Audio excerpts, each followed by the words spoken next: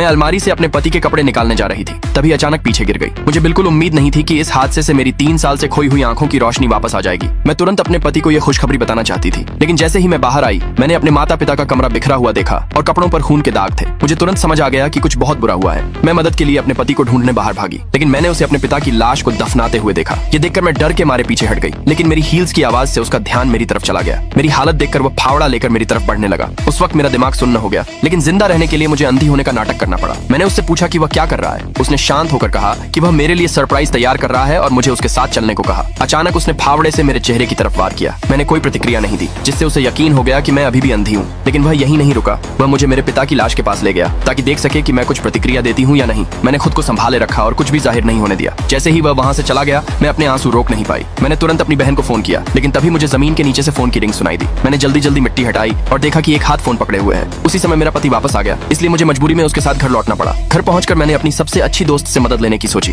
लेकिन मुझे पता चला कि उसका मेरे पति के साथ अफेयर चल रहा है। मैंने कसम खाई कि मैं दोनों को इसकी सजा दूंगी। अचानक मेरी आवाज से वे दोनों सतर्क हो गए और लिविंग रूम में आ गए। मैंने अपनी दोस्त को फायरप्लेस के पास खड़ा देखा और उसे जोर से धक्का दे दिया। उसका हाथ तुरंत जल गया और वह दर्द से चिल्लाने लगी। मेरा पति उसे तुरंत अस्पताल ले गया। जैसे ही वे गए मैंने तुरंत पुलिस एनफोर्समेंट टीम को कॉल किया और बताया कि मेरे पिता की लाश बड़े पेड़ के नीचे दबी हुई है। तभी मेरा पति वापस लौट आया, क्योंकि उसे डर था कि सच सामने आ जाएगा। वह दरवाजा तोड़ने लगा और मुझे खोलने के लिए चिल्लाने लगा। मैंने पुलिस से जल्दी करने की गुहार लगाई। आखिरकार मेरा पति दरवाजा तोड़कर अंदर घुस गया, लेकिन जैसे ही वह मुझ पर हमला करने वाला था पुलिस ने चिल्लाकर कहा, हमें लाश मिल गई है। अगले भाग के लिए नीचे कमेंट में यस लिखें।